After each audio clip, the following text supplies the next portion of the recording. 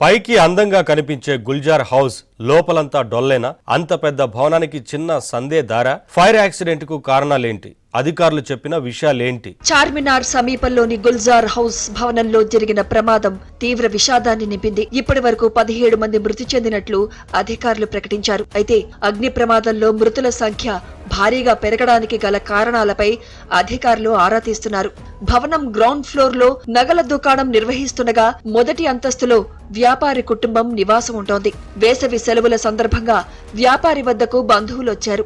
అయితే 3 అంతస్తుల భవనంలోని ground floor లో ఏసీ కంప్రెసర్ పేలడంతో షార్ట్ సర్క్యూట్ అయి ఒక్కసారిగా మంటలు చెలరేగాయి. దీంతో ఇల్లంతా పొగ కమ్ముకోవడంతో కుటుంబ సభ్యులు తొలుత కిందకు వెళదామని ప్రయత్నించారు. కానీ మెట్ల మార్గంలో మంటలు వస్తూ ఉండడంతో కుటుంబ సభ్యులు కిందికి వెళ్లలేకపోయారు. ఆ తర్వాత టెర్రస్ మీదకు వెళ్లి ప్రాణాలు కాపాడుకుందామని ప్రయత్నించినప్పటికీ టెర్రస్ గేటుకు తాళాలు వేసి ఉండడంతో తిరిగి కుటుంబ సభ్యులు మొత్తం 2వ ఫ్లోర్ కు చేరుకున్నారు. ఒక్కసారిగా వచ్చిన మంటలు పొగలను చూసిన స్థానికులు ఫైర్ డిపార్ట్మెంట్ కు సమాచారం ఇచ్చారు. 2 నిమిషాల్లో ఘటనా స్థలానికి చేరుకున్న అగ్నిమాపక సిబ్బంది చిన్న మెట్ల ద్వారం గుండా లోపలికి వెళ్లేందుకు ప్రయత్నించారు.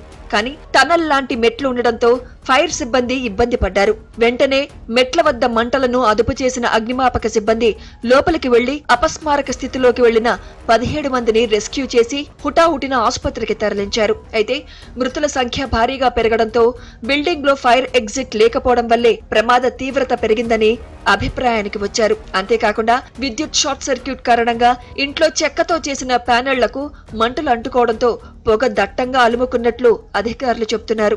టోటల్ బిల్డింగ్ లో 21 మంది ఉన్నారు. దాంట్లో 17 మందిని అపస్మారక స్థితిలో ఫైర్ సిబ్బంది బయటికి తీసుకురావడం జరిగింది. వాళ్ళందరినీ కూడా హాస్పిటల్ పంపించినారు, కానీ ఎవరు సర్వైవ్ కాలేదని చెప్తున్నారు.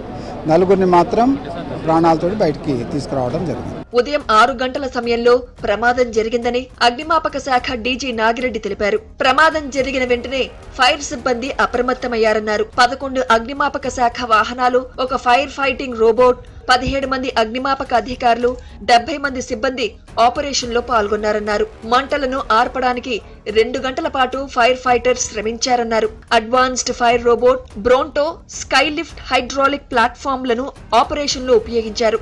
ప్రమాదానికి షార్ట్ సర్క్యూట్ కారణమై ఉండొచ్చని అనుమానం వ్యక్తం చేస్తున్నారు. ఫైర్ డిపార్ట్మెంట్కి వచ్చిన కాల్ 6:16 6:16 నిమిషాలకు వచ్చింది. 6:17కి మొగల్పుర ఫైర్ ఇంజన్ స్టార్ట్ అవడం జరిగింది. దాంతోపాటే వరుసగా ఈ సిచ్యువేషన్ బట్టి టోటల్ 11 ఫైర్ ఇంజన్స్ని కాల్ చేయొచ్చు. మెయిన్స్లో షార్ట్ సర్క్యూట్ తోటి స్టార్ట్ అయింది. కంప్రెసర్ తర్వాత పేలి ఉంటుంది.